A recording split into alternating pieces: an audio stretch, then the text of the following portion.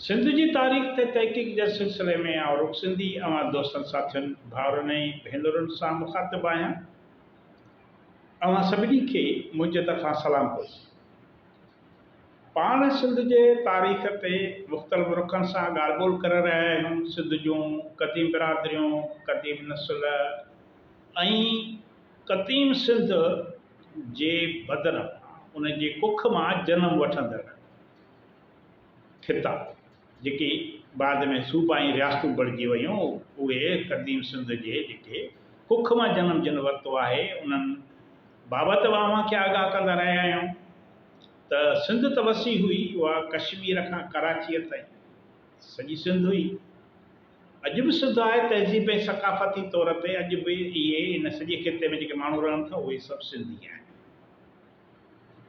हाणे काफ़ी दोस्तनि खे इहा ख़बर न आहे त पंजाब जो नालो कीअं पियो। काफ़ी दोस्तनि मूंखे जेके से कमेंट्स कंदा आहिनि, पुछंदा आहिनि त साईं पंजाब जो नालो कीअं पियो, छा पंजनि दरियाहनि तां पियो, छा इहो केतिरो पुराणो आहे। त हाणे पंजाब जेको आहे सो सिंध जी क़दीम सिंधू सभ्यता जे दौर जी सिंधू माथिरी जे सरज़मीन ते जुड़ियल हिकिड़ो सूबो आहे।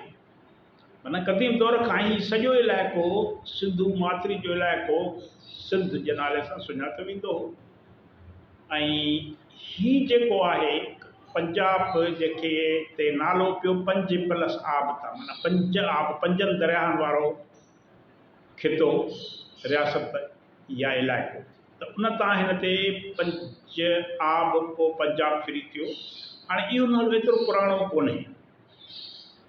हाणे इहे जेके 5 दरिया आहिनि जे सरज़मीन मां वहंदड़ मौजूदा पंजाब जे, इहे सभु सिंधू दरिया जा भर्ती कंदड़ दरिया आहे। क़दीम दौर खां ही जेको इलाइक़ो आहे जंहिंखे पंजाब सॾियो थो वञे, सिंधू सल्तनत जे तसलुत हेठि रहियो आहे, यानी क़दीम सिंध जो हिसो रहियो आहे, जंहिंखे बाद में मुख़्तलिफ़ दौरनि में मुख़्तलिफ़ नाला ॾिना विया। कॾहिं पंजनंद कोठियो वियो, कॾहिं वरी सुपत सिंधू सॾियो वेंदो।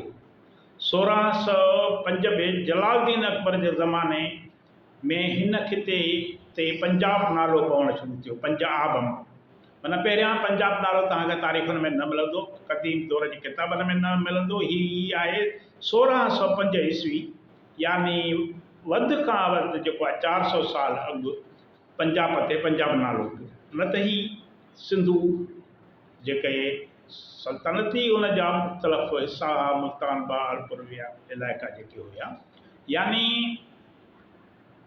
1605 में जलालुद्दीन अकबर जे ज़माने खां वठी हिन ख़िते ते पंजाब जो नालो पवणु शुरू थियो। ऐं इहो नालो वधि खां वधि 400 साल पुराणो आहे। वरी महाराजा रणजीत सिंह जो जेको दौरु आहे, इन ख़िते में हिन खे बाक़ाइदे पंजाब सॾियो वियो, पंजाब जे नाले सां सॾियो वियो। पोइ वरी जॾहिं अंग्रेज़नि कब्ज़ो कयो, उनखां पोइ वरी जेको अंग्रेज़ छॾे विया त ही उन ते लॻातार पंजाब जो नालो जेको आहे सो बरक़रार रहियो। ऐं अॼु बि इहो पंजाब जेको आहे सो अलॻि हिकिड़े सूबे जे हैसियत में मौजूदु आहे। ही क़दीम सिंधू सभ्यता जो ख़ितो आहे ऐं क़दीम दौर खां सिंध जो हिसो रहियो आहे। त हिन खे असीं धार करे नथा सघूं सिंधू सल्तनत खां, क़दीम सिंधू सल्तनत खां। हिन पंजाब ऐं सिंध में जेके बिरादरियूं, ज़ातियूं, क़बीला माण्हू जेके रहंदड़ आहिनि, उहे सभु हिक ई ख़िते जा माण्हू आहिनि, हिक तहज़ीब, हिक सक़ाफ़त रखंदड़ आहिनि। ॿोलीअ में थोरो घणो फ़र्क़ु आहे। भरवारनि जेके ॿोलियूं आहिनि उन्हनि जे असर सबबि जेको आहे सो ही जेका हिकिड़ो इलाइक़नि में सराइकी सिरे वारी ज़बान थी वई सिंधी ज़बान, उते उहो माना हिकिड़ो जेको आहे सो नालो इख़्तियार कयो या शिकिल इख़्तियार कई। ऐं वरी अॻिते हली जिते वधीक जेको आहे सो मुख़्तलिफ़ दौरनि में मुख़्तलिफ़ हमले वारनि जो हितां गुज़रगाह हो पंजाब। जेके बि हमले वारा आया भारत ते, जेके हमला थिया क़दीम दौर में या वेझे दौर में जेके बि हमला थिया आहिनि, त इहे इन्हनि जो गुज़रगाह, हमले वारनि जो गुज़रगाह पंजाब रहियो। माना पंजाब मां थींदा ओॾांहुं वेंदा दिल्ली। त इन करे पंजाब जी ॿोलीअ ते इन्हनि हमले वारनि जो असरु थियो आहे, भर वारनि रियासतुनि जो असरु थियो आहे।